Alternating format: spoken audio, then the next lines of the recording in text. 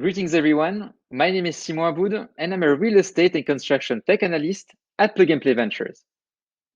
I'm representing today Space Utilization and Metrics Team 4 with our team lead, John Cox from Freespace, which is also our team sponsor, along with Bethany Bradshaw from Savills, Claire Rogers from Millennium, Cindy Martin from Diageo, Stephen Corkin from NFS Technology Group, Olga Pushkina from Seven, and finally, Laurent Soula from Unispace.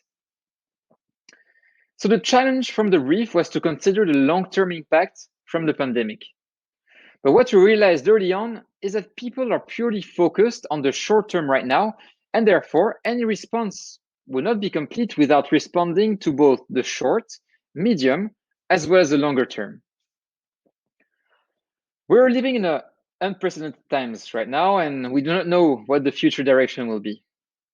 Our focus has been on proposing metrics and technologies which support the short and medium term while considering impact to leasing relationship in the more long term. We also recognize that people's relationship with their building will change, and this will be reflected in the future services which tenants will demand. In the short term, focus is on developing strategies to ensure that the corporate workforce can return to work safely and feel secure within the workplace.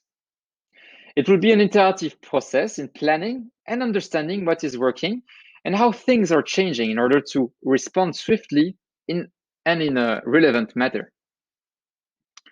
Key priorities are around social distancing compliance, cleaning and hygiene, as well as employee safety and well-being, along with their reassurance and confidence in the workplace.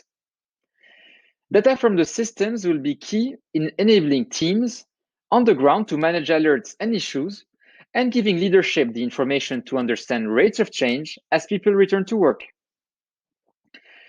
This is when the organization beds in processes which ensure people's safety and confidence in the workplace. At the later stage, organization will start to look for signs of leveling off, which will become the new normal. One of the key elements here is the expansion of space and community tools to create a more dynamic leasing ecosystem.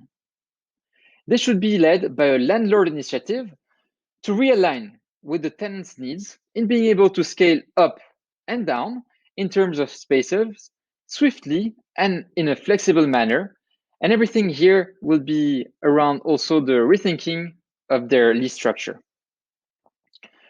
In addition, with the tenant's workforce being decentralized and disconnected from the pre-COVID-19 physical presence of the colleagues, the situation could trigger a feeling of loneliness and loss of professional motivation. Another main challenge of returning back to the office is not the office itself, but the journey there. And due to the lack of capacity public transport infrastructure will be able to handle under the social distancing regulation set by the government globally.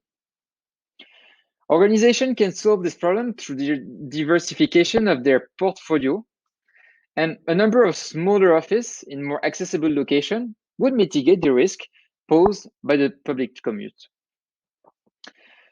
A world where, on average, 3 years remain on global office leases, flexible and quick space repurposing will be important and will create a lot of opportunities to rethinking commercial real estate as a whole. In conclusion, the importance of technology adoption and appropriation for gathering and correlation data will be even more. And it is time to adapt, and put to test for now and the future. There is no immediate answer for what the new norm will be. The office will remain the essential to the brand culture, yet behave to create, innovate, and social well-being. Public-private collaboration will need to consider secure frameworks for building certifications and working policies. Now more than ever, businesses and stakeholders need to continue to share knowledge, and we would like to thank CoreNet's team for being such an important catalyst in the field. Thank you.